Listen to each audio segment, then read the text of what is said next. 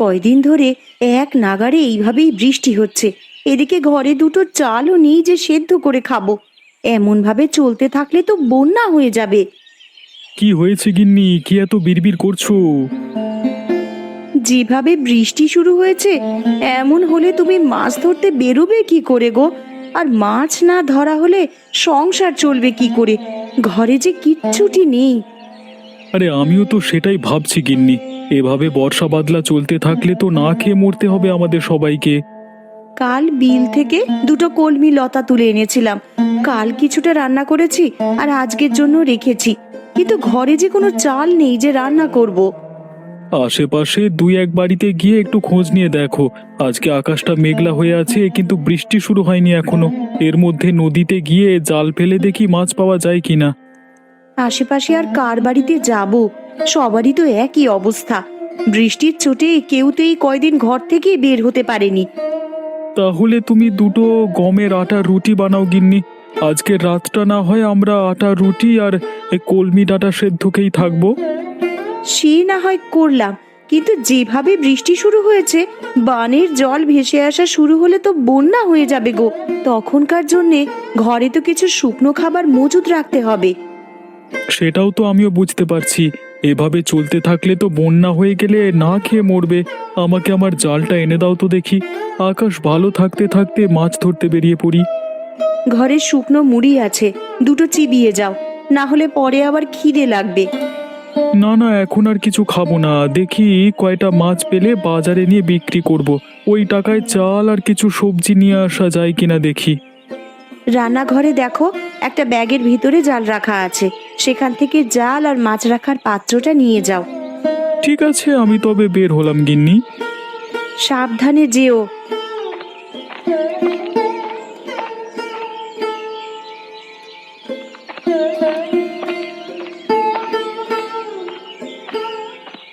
হায় হায় হায় হায়, কি হলো আমার?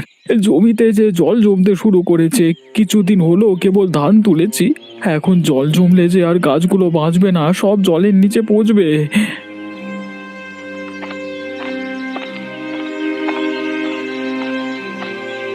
কিরে গোপাল, কি হয়েছে তোর? এভাবে আহাজারি করছিস কেন? দেখো না হারান দাদা, এই কদিনের বৃষ্টিতে আমার জমিতে জল জমেছে। আজকেও তো আকাশ মেঘলা হয়ে আছে, যে কোনো সময় বৃষ্টি নামতে পারে। এভাবে চলতে থাকলে তো জমি জলের নিচে তলিয়ে যাবে। আমিও তো আমার জমি দেখে এলাম, আমার জমিতেও তো জল জমছে রে গোপাল। বুঝতে পারছি না কি করব। এমনিতেই বৃষ্টির জন্য মানুষের আয় রোজগারের পথ বন্ধ হয়ে আছে কদিন ধরে। তার উপর আমাদের চাষিদের যদি এই অবস্থা হয়, তাহলে মানুষ খাবে কি আর বাঁচবে কি করে? এখন থেকেই আমাদের আগাম প্রস্তুতি নিয়ে রাখতে হবে, নাহলে পরে আমাদের বিপদে পড়তে হবে। আমরা গরিব চাষাভুষো মানুষ, আমাদের নিজেদের জমানো তো তেমন টাকা পয়সা থাকে না। যা থাকে জমির কাজে লাগিয়ে দিই ফসলের আশায়। তা তুই ঠিকই বলেছিস গোপাল, আমরা তো ফসলের আশায় কত কি বিসর্জন দিই। আর শেষকালে যদি ফসলের এমন হাল দেখি, তাহলে তো আমাদের আর চাষবাস করবার ইচ্ছেটাই মরে যাবে। এক কাজ করলে কেমন হয় দাদা? কি কাজ? আমরা যদি সেচে জমির জল সব বাইরে ফেলে দিই, তাহলে কেমন হয় বলতো? তুই খেপেছিস নাকি রে গোপাল? এই এত জল কি সেচে শেষ করা সম্ভব? কি করব বলো, জমির এমন হাল দেখে মাথায় যা আসছে তাই বলে ফেলেছি। বিপদের সময় এমন অস্বাভাবিক চিন্তা মাথায় আসে, কিন্তু তাই বলে তো আর বোকার মতো সেটা করতে গেলে হবে না।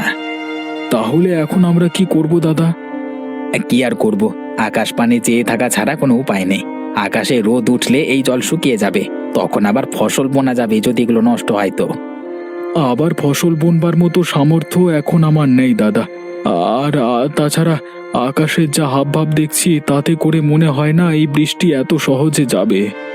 সে পরে দেখা যাবে, এখন এখানে বিলাপ করে লাভ নেই, চল বাড়ির দিকে যাই আমরা।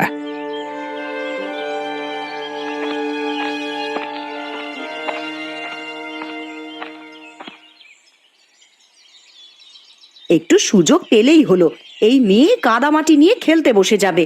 জামা কাপড় ময়লা হলে আজ তোর কপালে দুঃখ আছে ননি, এই আমি বলে দিলাম। আমার একটু খেলাধুলো তোমার সহ্য কেন হয় না বলো তো মা? তোর খেলাধুলো আমার সহ্য হবে কি করে? খেলা করতে গেলেই তো জামা কাপড়ে কাদামাটি মাখিয়ে আসিস। এই বৃষ্টি বাদলার দিনে আমি জামা কাপড় শুকাতে দেবো কোথায়? পরপর এত দিন বৃষ্টিতে আমি দুদণ্ড বাইরে বেরোতে পারিনি, আর কতক্ষণ আমাকে ঘরবন্দি হয়ে থাকতে বলছো তুমি? এই মেয়ের চোপা দিন দিন বেড়েই চলেছে। দিন দিন বড় হচ্ছিস আর আদব কায়দা সব ভুলতে বসেছিস দেখছি। মা, ও মা, আমার না খুব খিদে পেয়েছে, আমাকে কিছু খেতে দাও না মা। একটু আগেই না গুড়মুড়ি খেয়ে খেলতে বসলি, এখনই তোর খিদে পেয়ে গেল? অভাবের স্বভাব নষ্ট, কথাটা তো সত্যিই দেখছি। পেটের খিদে কি আর অভাব মানে বলো? আমার যে একটু বাদে বাদেই খিদে পায় মা। গুড় মুড়ি যা ছিল সব তো খেয়ে সাবার করেছিস একাই। এখন তোকে আর কি খেতে দিই বলতো? ঘরে কিচ্ছুটি রাখার উপায় নেই তোর জন্যে। খাবার দেখলেই কখন খেয়ে শেষ করবি সেই চিন্তা তোর। এখন আমার খুব খিদে পেয়েছে, আমায় কি খেতে দেবে দাও। রান্নাঘরে পান্তা ভাত রাখা আছে তোর বাবার জন্য, সেখান থেকে কিছু ভাত নিয়ে খা, আর বাকিটুকু তোর বাবার জন্য রেখে দে। পান্তা ভাত কি দিয়ে খাবো মা? তরকারি কি কিছু আছে? না, পেঁয়াজ আর লঙ্কা দিয়ে ডোলে খা। দুপুরে কচু ঘন্ট করে দেবো খন। শুধু পেঁয়াজ আর লঙ্কা দিয়ে কি ভাত খাওয়া যায় নাকি? তুমি আমাকে অন্য কিছু বানিয়ে দাও না মা। ঘরে আর কিচ্ছু নেই রে মা, এখন পান্তা ভাত খা। একটু বাদেই তো আবার দুপুরের রান্না বসাবো। রান্না হয়ে গেলে তখন আবার গরম গরম ভাত খাস। ঠিক আছে মা, তাই দাও তবে আমাকে। তুই রান্নাঘরে গিয়ে নিজে নিয়ে খা না, আমি দেখি কচুগুলো কেটে ফেলি। আর সাবধানে যাস, উঠানে আবার পা পিছলে পড়লে কিন্তু ব্যথা পাবি।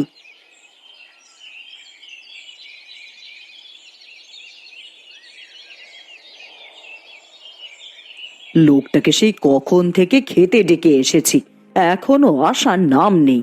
আর এইদিকে যে খাবারগুলো সব ঠান্ডা হয়ে যাচ্ছে। কই গো, সকালের খাবার খাওয়া লাগবে না নাকি তোমার? একটু খাজনার কাগজপত্র নিয়ে বসেছিলাম গিন্নি, ভেবেছিলাম হাতের কাজটা শেষ করে তবে খাবো। তা তোমার জ্বালায় কি আর হলো? আবার ঠান্ডা হলে তো আবার বলবে ঠান্ডা খাবার খাবো না। তোমাকে নিয়ে আমার হয়েছে যত জ্বালা। আমার কাজ না মিটিয়ে সেখান থেকে উঠতে ভালো লাগে না। আরে জানোই তো টাকা পয়সার হিসাব কিতাব। হয়েছে, খাবারের সময় খাওয়া আর কাজের সময় কাজ। এত টাকা টাকা করছো, মরে গেলে এই টাকা খাবে কে শুনি? আমার টাকা আমি খেয়েই মরবো, কাউকে আমার টাকার ভাগ দেব না আমি। হয়েছে বাপু হয়েছে, তোমার ওই কালো বাজারি টাকা নেওয়ার ইচ্ছে আমার নেই। দুবেলা দুমুঠো ভাত খাই, সেটাই আমার হজম হতে চায় না। আরে মনে রেখো, এই কালো টাকা দিয়ে কিন্তু সব আরামায়েশের জীবন পেয়েছো গিন্নি। গাঁয়ের মানুষদের রক্তচোষা টাকাতে আমার আরামায়েশ ভালো লাগে না। তুমি ভালো করেই জানো যে আমি বিলাসিতা পছন্দ করি না। আর হতভাগাদের থেকে মেরে আনা টাকা তো আমাকে আয়েশ দিতে পারে না। খেতে এসে তোমার নীতি কথা শুনি তো পেট ভরে যায় গিন্নি। এতই যখন মায়া হয় তখন যাও না, একটা ধর্মশালা খুলে বসো। সেটা পারলে তো ভালোই হতো। জীবনে তোমার সাথে থেকে যে পাপ কামিয়েছি তার বদলে কিছুটা পুণ্য যদি পেতাম। আমায় কি খেতে দেবে না নাকি নাকি এভাবে খোঁচা মেরে কথা শোনাতে থাকবে? তাহলে আমাকে ডাকবার কি দরকার ছিল শুনি? দিচ্ছি, খাবার খেতেই তো ডেকে এনেছি, তা তুমি তো শুরু করলে।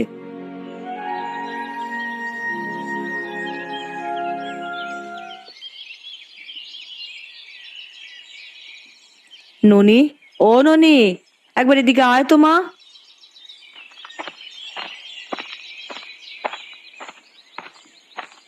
কি হয়েছে মা, আমায় ডাকছো কেন?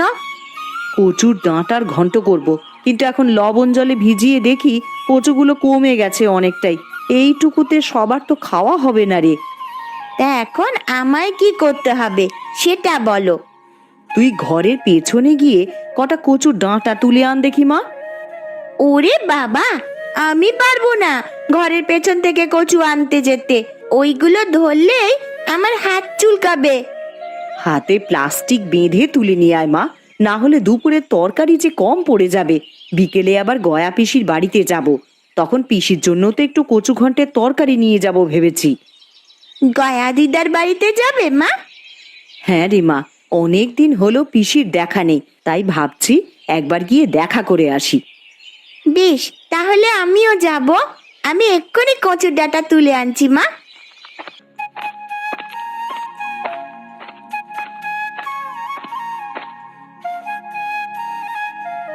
জয়াদি, ও জয়াদি, রান্না বসিয়ে দিয়েছো দেখছি। আমার তো এখনো কিচ্ছু করা হলো না গো। আরে কমলা যে, আয় বস এখানে। না দিদি, বসতে আসিনি, আমি এসেছি তোমার কাছে কিছু চাইতে। কি চাইতে এসেছিস কমলা? ঘরের রান্না করার মতন কিচ্ছুটি নেই দিদি। এখন কি রান্না করব ভেবে পাচ্ছি নে। কাল কটা কলমির ডাঁটা তুলে এনেছিলাম, তাই দিয়েই কালকের দিনটা কোনো রকমে চলেছে। আমার ঘরেও তেমন কিছু নেই রে কমলা। এই দেখ না, ননিকে ঘরের পেছনের জমি থেকে কটা কচুর ডাঁটা তুলে আনতে বলেছি। আমাকে আজ সে চাল দেবে দিদি? আমি কাল আবার দিয়ে যাব তোমায়। ওমা, থাকলে কেন দেব না? ওইখানে চালের মটকা থেকে চাল নিয়ে যা তুই। উনি রাতের চাল নিয়ে এলেই আমি কাল সকালেই চাল ফিরিয়ে দিয়ে যাব তোমায়। সেসব নিয়ে তোকে ভাবতে হবে না, এখন চাল নিয়ে গিয়ে রান্না বসা যা, না হলে ঠাকুরপো বাড়ি এলে কি খেতে দিবি? ঠিক আছে দিদি।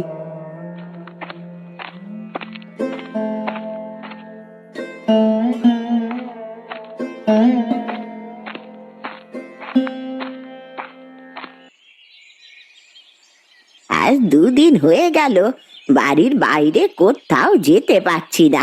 এইভাবে জলবন্দি হয়ে কি থাকা যায় নাকি?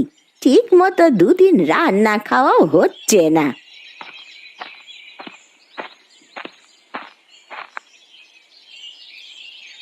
এ কি গো পিসি, তোমার বাড়িতে যে বানের জল উঠেছে, সারা উঠোন তো জলে ভরে গেছে গো। এই জন্যই বুঝি দিদার দেখা নেই আজ কদিন ধরে। ওরে, তোরা আস্তে আস্তে আয় এদিকে, দেখে শুনে পা ফেলিস, আবার উঠানে পা পিছলে জলে পড়ে যাস নে তোরা। তা এইভাবে জলবন্দি হয়ে আছো, আমাদের একটা খবর দিলেও তো পারতে পিসি। খবর দেবো কি করে লছুরি? দেখতে পাচ্ছিস নে জলে আমার উঠোন একেবারে ডুবে আছে। এই হাঁটু জলে নেমে আমি এখন তোদের খবর দিতে যাব? খবর না দিলে আমরা কিছুই জানতে পারবো না তো। এখন তোমার জন্যে কচু ঘন্ট নিয়ে এলাম বলেই না দেখতে পেলাম, না হলে তো আমরা জানতেও পারতাম না দিদা। তা তোরা আমায় কেমন ভালোবাসিস তা আমার জানা হয়ে গেছে। দুটো দিন পার হয়ে গেল আর তোরা এখন এসেছিস আমার সাথে দেখা করতে। কি করব পিসি, দেখলেই তো এই 2 দিন কেমন টানা বৃষ্টি হলো। আকাশের ভাব ভালো দেখছি না গো, সন্ধ্যায় খুব বৃষ্টি হবে বলে মনে হচ্ছে। আরো বৃষ্টি হলে তো এবার জল ঘরে উঠে যাবে দিদা, তখন তুমি থাকবে কোথায়? এই বুড়ির আর কে আছে যে দেখে রাখবে? বানের জলে ভেসেই না হয় চলে যাব কোথাও। ছি ছি পিসি, এসব কথা কখনো মুখেও আনবে না। আমরা সবাই আছি তোমার পাশে। আবহাওয়া বেশি ভালো দেখছি না, তুমি বরং আমাদের সাথে আমাদের বাড়িতে চলো পিসি। হ্যাঁ দিদা, আমাদের সাথে চলো। এই বিপদে তোমাকে একা রেখে যেতে পারবো না আমরা। তা বেশ, তোরা যখন এত করে বলছিস তবে তাই চল।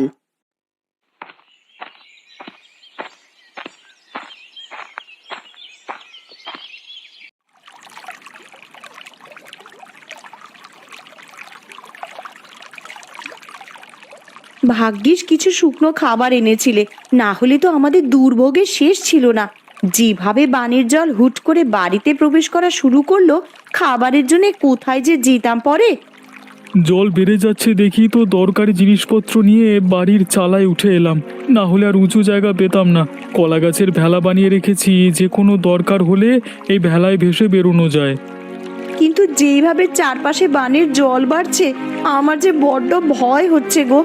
জল বেশি হলে তখন যাব কোথায় আমরা? ও তুমি চিন্তা করো না গিন্নি, একটা না একটা উপায় ঠিক হবে। আমি একটু বেরোবো। হ্যাঁ, তুমি আবার এখন কোথায় যাবে শুনি? হারান দাদা গোপাল দাদাদের কি অবস্থা, তারা কোথায় আশ্রয় নিয়েছে এসব একটু দেখে আসতে হবে তো। তুমি চলে গেলে আমি একা একা কি করব এখানে? জল যদি বেড়ে যায় তাহলে আমি একা হাতে কিভাবে কি করব? ওসব নিয়ে চিন্তা করো না গিন্নি, কলা গাছের ভেলা তো একটা বানাইনি, মানে আমি আগে থেকেই আর একটা ভেলা বানিয়ে রেখেছি। কোনো বিপদের আভাস পেলে জিনিসপত্র নিয়ে ভেলায় চড়ে বসবে। হ্যাঁ, না বাবা, আমার একার এত সাহস হবে বলে মনে হচ্ছে না।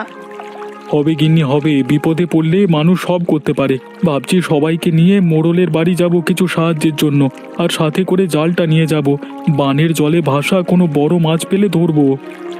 মানুষ বাঁচবে কি করে তাই ভেবেই মাথা খারাপ হয়ে যাচ্ছে, আর তুমি কিনা বানে ভাসা মাছ ধরবে? হ্যাঁ গো হ্যাঁ গিন্নি, যদি ভালো মাছ পাই তবে আমরা সবাই মিলে সেটা তো খেতে পারবো। কারোর কাছেই যে খাবার জিনিস তেমন কিছু নেই। তা তুমি ঠিকই বলেছ, এই সময় তো নদী নালা সব ডুবেছে, বড় বড় মাছ এখন বানে ভেসে আসবে।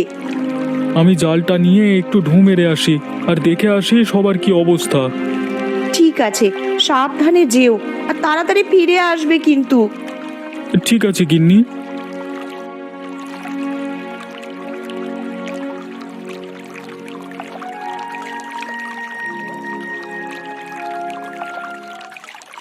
একদিনের মধ্যেই কত জল উঠে গেছে। এইভাবে বানের জল আসতে থাকলে তো সারা গ্রাম জলের নিচে চলে যাবে। আরে ওসব নিয়ে তুমি চিন্তা করো না গিন্নি, সারা গ্রাম জলের নিচে তলিয়ে গেলেও আমাদের বাড়িটা উঁচু আছে, আমরা এখানে নিরাপদে থাকতে পারবো। তুমি কেমন মোড়ল বলো তো? আমি আমাদের কথা বলছি না, আমি বলছি গ্রামবাসীদের কথা। তাদের এই বিপদের দিনে তোমার উচিত তাদের পাশে দাঁড়ানো। আর তুমি আবার এখন শুরু করলে? দেখছো বানের জলের জন্য সবাই ঘরবন্দি হয়ে আছে, তার মধ্যে তুমি বলছো আমাকে মানুষের খোঁজ নেওয়ার জন্য। সব সময় নিজেরটাই বুঝলে তুমি। তোমাকে যে কে মোড়ল বানিয়েছিল? আমাকে গ্রামের লোকেরাই মোড়ল বানিয়েছিল, কিন্তু আমার ভালো তো তোমার হজম হবে না।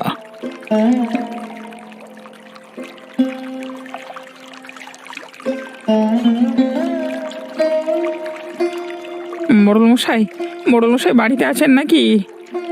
একবার বাইরে আসুন তো, আমরা সবাই আপনার সাথে কিছু পরামর্শের জন্য এসেছি। আমি দোতলার ওপরে এখানে, গোপাল তোমরা ওপরে তাকাও। আপনি আমাদেরকে একটু সাহায্য করুন না বাবু, না হলে তো সবাই না খেয়ে মারা পড়বো। কি সাহায্য করবো আমি তোমাদের? আপনার কোষাগার থেকে যদি আমাদের কিছু চাল এবং আঠা দিয়ে সাহায্য করতেন, তবে সবাই পেটের খিদে নিবারণ করতে পারতাম। আমার কোষাগারে যা খাদ্যশস্য জমানো আছে সেগুলো তো আমার ব্যবহারের জন্য জমানো আছে, সেখান থেকে তোদের দিলে আমি চলবো কি করে? কিন্তু আমরা যে সবাই খুব দুর্দশার মধ্যে দিয়ে যাচ্ছি বাবু। আমার ঘরে চাল নেই, তরকারি নেই, শুকনো মুড়ি চিবিয়ে দিন কাটাচ্ছি। ওই ঢের ভালো তোদের জন্য, আমি সেভাবে কিছু দিতে পারবো না তোদের, নিজেরটা নিজেরাই জোগাড় করে নে। ঠিক আছে বাবু, আমরা তাহলে আসি এখন।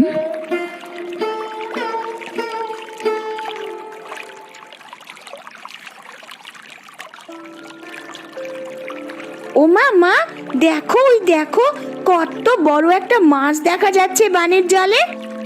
আরে তাই তো রে, এমন বড় মাছ তো আমি আগে কখনো দেখিনি। এটা কি মাছ গো পিসি? দেখে তো মনে হচ্ছে বিশাল একটা কাতলা মাছ হবে এটা। ওই তো বাবারা সবাই চলে এসেছে। বাবা জানো, এই বানের জলে বড় একটা কাতলা মাছ ভাসতে দেখা যাচ্ছে। কি গো, কোনো সাহায্য পেলে মোড়লের কাছে? না গো গিন্নি, মোড়ল আমাদের কোনো সাহায্য করতে রাজি হলো না। এখন এই বিপদের দিনে আমরা যে কি করব? ঘরে যা ছিল সব তো প্রায় ফুরাবার পথে। এগুলো পুড়িয়ে গেলে খাবো কি আমরা তখন? তোরা মাছ ধরা শুরু কর, বড় কাতলা মাছ দেখা যাচ্ছে বানের জলে। ধরতে পারলে বিক্রি করে অনেক টাকা পাওয়া যাবে। তা তুমি মন্দ বলনি পিসি। ওই যে বাবা দেখো, কত বড় একটা মাছ। এমন মাছ আমি জীবনেও কখনো দেখিনি। তুই দেখবি কি রে? আমরাও যে এমন বড় মাছ আগে কখনো দেখিনি। এই মাছ আমাদেরকে ধরতেই হবে, যে যা পারো তাই নিয়েই চলো। আমরা মাছটা ধরবার চেষ্টা করি, আর আমার কাছে জাল আছে। তবে চলো মাছটার পিছু করি।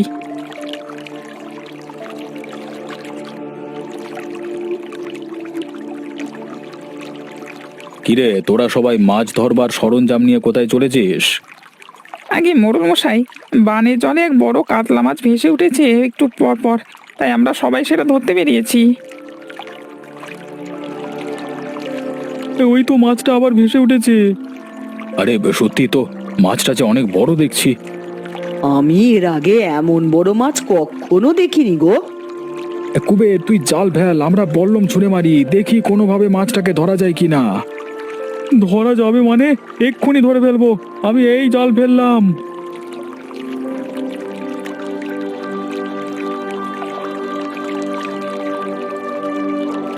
দাদা, আমাকে সাহায্য করো তোমরা, একা হাতে আমি বড় মাছ তুলতে পারবো না। মাছটা জালে আটকা পড়ে লাফালাফি করছে।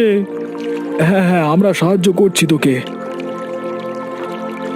মাছটা তো অনেক বড় রে কুবের, এটা নিয়ে শহরের মুখে হাটে বিক্রি করে আয়, অনেক দাম পাবি তাহলে। না না, এই মাছ আমি বিক্রি করব না বাবু, এই মাছে সবার অধিকার আছে, সবাই এই মাছ দেখেছে, আমি একা এটা করতে পারবো না, তাই আমি এটা ভাগ করে নেব সবার সাথে। মোড়ল মশাইকেও তার ভাগেরটা আমরা এখানেই দিয়ে যাব। দেখলে দেখলে তো ওরা কেমন ভালো মানুষ। বানে ভেসে আসা একটা বড় কাতলা ধরে ওরা সেটা তোমাকে ভাগ দিতে চাইছে, আর তুমি কি না ওদের একটু সাহায্য করতে চাওনি। আমি আমার ভুল বুঝতে